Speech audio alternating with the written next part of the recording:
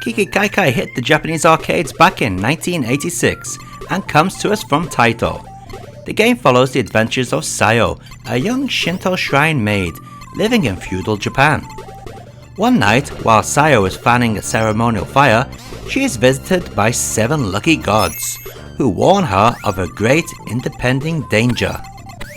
Suddenly, a band of mischievous goblins appear and kidnap the gods, quickly retreating to a faraway mountain range. Sayo, determined to help the gods, sets off on a journey across the countryside, where she confronts a number of strange creatures from Japanese mythology. Throughout the game, several hidden items can be found by attacking objects with Sayo's purification rod, which either enhance her attack or grant the player points. There's also a very neat little feature that appears when you die. Once all your lives are exhausted, a number match screen will appear with a random 3-digit number in 50 based increments.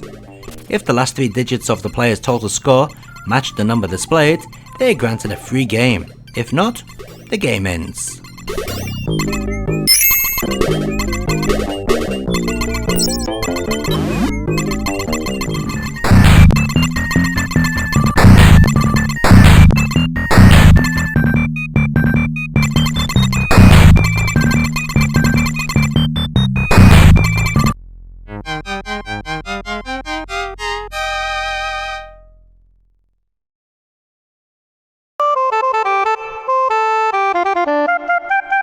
There's actually a far better version of Kiki Kaikai for Japanese Java-based phones from the early 2000s.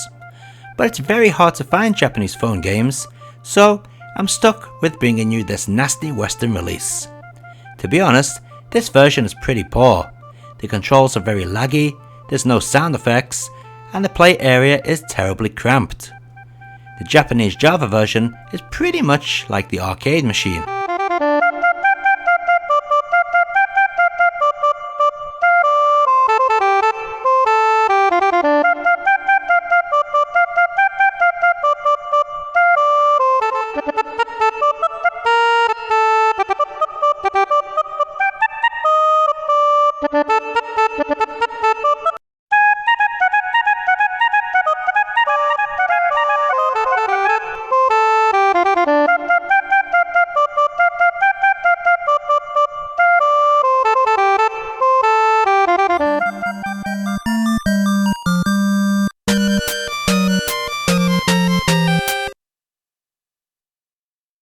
The Famicom disk system received a very odd port of Kiki Kaikai. This version is also pretty awful. For some reason, your range attack is limited in number. You can gain more attack points by killing enemies with your purification stick, but why is this system even in place to start with? Then there's the long drawn out redesigned levels, with next to no enemies.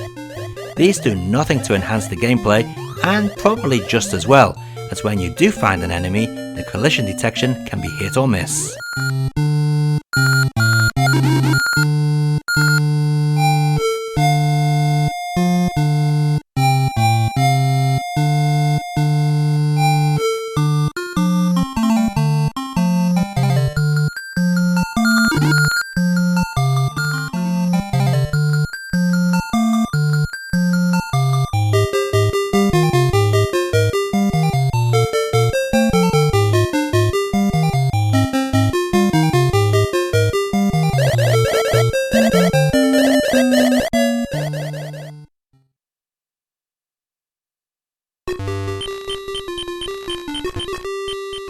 Kiki Kaikai was ported to the MSX2 in 1987.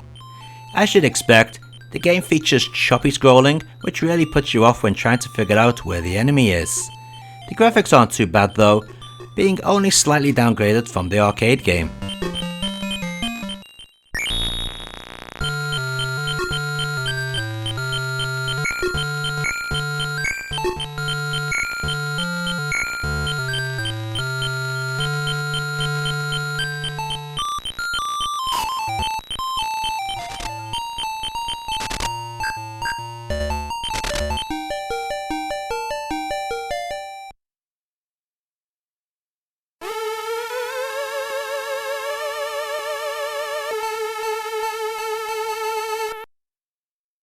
In 1990, Kiki Kaikai hit the PC Engine. This is without a doubt the best home port out there that's not emulated, or at least I think so. The graphics are pretty close to the arcade game and also plays just as good. Sadly, this game costs a pretty penny these days, so getting a legit copy of it is not going to be cheap.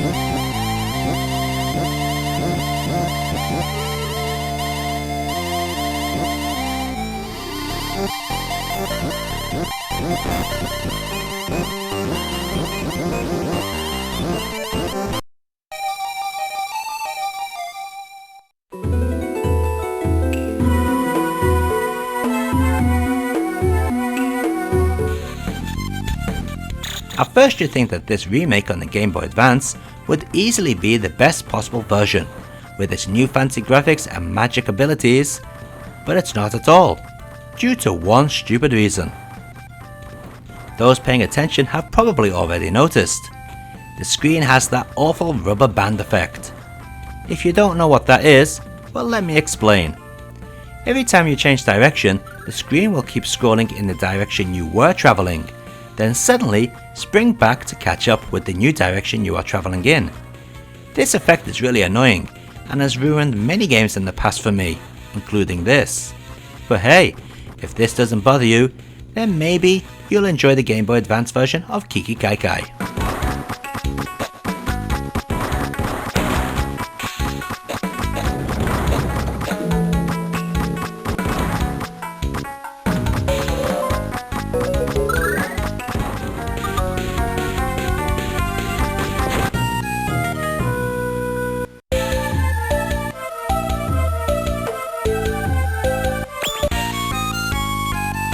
And let's take a look at all those versions of Kiki Kaikai running side by side.